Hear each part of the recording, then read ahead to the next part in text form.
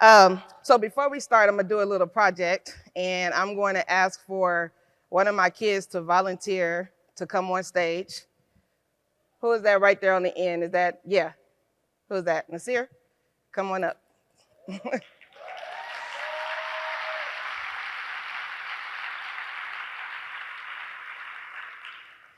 Now, because you were such a good participant, I'm going to give you $20, this $20 bill. Do you want it? Okay. But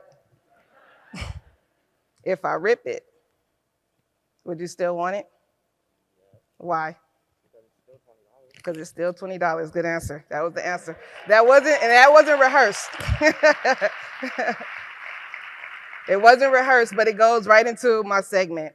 So imagine being a young child. You're innocent. You have no choice on who your parents are. You just know your mom and your dad, they made you.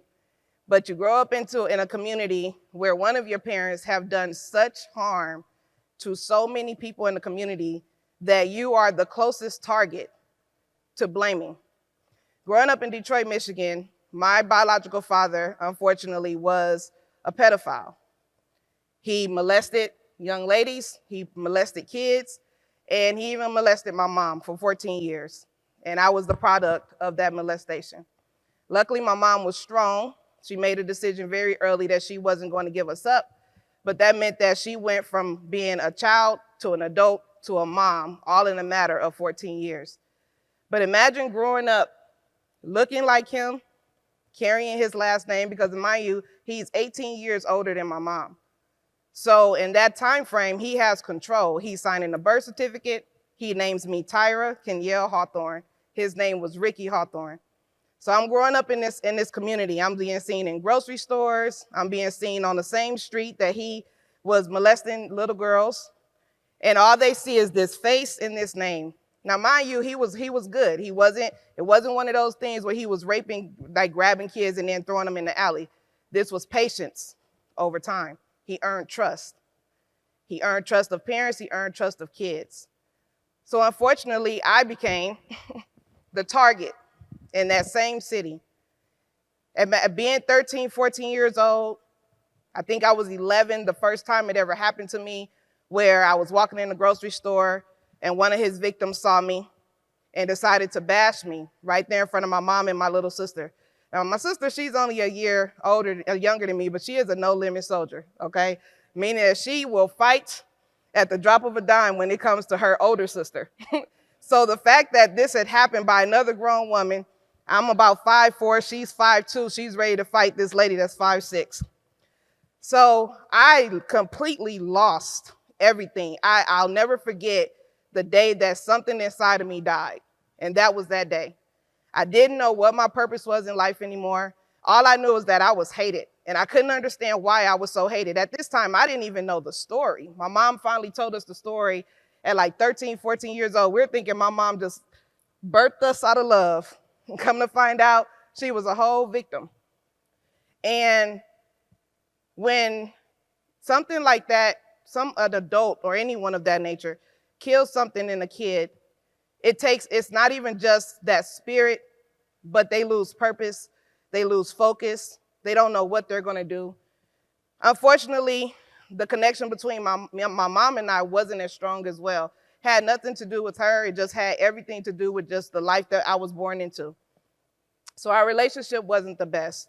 Unfortunately, growing up into teenage years, she's still dealing with what she's going through. Man, we're bumping heads. She's looking at me. I'm a reminder of her. So I remember all the time in high school. I went to an extremely amazing high school. And I remember in high school, I had met a friend, and she became my best friend throughout the entire 4 years. So the end of my freshman year going into my sophomore year, I'll never forget, I went into the band room with her. She was in a band, I wasn't. And I was crying, something that happened at home. And I remember the band director, her name was Sharon Allen, super scary looking lady. I never said anything to her. Anytime I seen her in the hallways, she came in the room, in the band room, and she said, "Hey, this is about the 6th or 7th time in 2 months that you've come in my band room and cried. What is wrong with you?" So I gave her a little bit, but I didn't give her too much. And she said, what do you want to do when you leave college, when you leave high school? I said, well, I really don't know. I know I want to go to college, and I know I want to go to Grambling State University, but I don't know how to get there. I don't know what I'm going to do. She said, well, I could do one or two things for you. I could kick you out of my bedroom and tell you not to come back if you're going to keep crying, or I could teach you how to fight. And the way I'm going to teach you how to fight is I'm going to give you the choice of any one of those drums sitting there for you to learn how to play. And that is when I fell in love with music. That is the day that I found value. I was a little broken, a little torn, hurt, didn't know who I was. And this lady that knew nothing about me birthed something inside of me that I didn't even realize that 20 plus years later that I would give birth to. Just from her putting a drum in my hand, something I never had interest in. I thought I was going to be a basketball player. I was going to be the next Cheryl Swoops. I knew it. I was like, yes, I'm doing it. I'm doing it. But my mama was like, nah, I'm not taking you to the games. I was like, dang, I can't do nothing but go outside, play, go to school, and work. So 20 plus years later, Heartbeat is born. And the reason why I named it Heartbeat was because I remembered that day that something died inside of me. And I knew that no matter where I was in the world, even growing up in Detroit, Michigan, whether I was in Detroit, whether I was in Virginia, because I was in the Marine Corps as well. So I went to Grambling, I was in a band, joined the Marine Corps, traveled the world. So whether I'm in Virginia, whether I'm in North Carolina, I'm in Louisiana, I'm in Detroit, or even here in California, there were always going to be kids that was going to need a Miss Allen. And I was her. And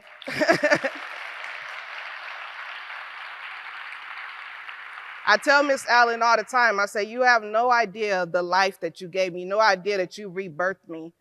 And what you did for me 20 plus years ago is just carrying on into a whole different generation.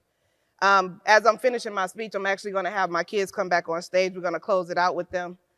So when I decided to do Heartbeat, I named it Heartbeat because I felt like there were so many kids in the world today that had lost something. Somebody killed something inside of them. But I knew I just didn't want any kid. I knew the kids had to be specific to me. So a lot of times people always ask me, how do you recruit? How do you recruit? I say, I don't recruit. I don't recruit at all. I let them find me, because only the ones who find me that I can see a little piece of myself in are going to be the ones that I can help. I realize and recognize I have a lane. I'm not here to help every kid, but there are specific types of kids that I'm here to help. So my message to you today, as we could go ahead and close this out, is that if there is something inside of you that has once died, there's something inside of you that you're struggling with, that has taken a part of you away that you're trying to find, don't give up. Don't allow it to make you lose value. Allow it to make you birth something that's going to change another life, change the world, create something inside of somebody else that you can utilize that for motivation. I remember when I was a kid, I hated the last name Hawthorne. I told myself when I went off to college, I was going to change what that name meant. And now in San Diego, I have a whole day named after me, and that name has purpose. A name that once meant hurt now means change. So we're going to go ahead and close this out. I am going to allow my kids to take it away the only way we know how, the Heartbeat way. Let's go, Kenneth.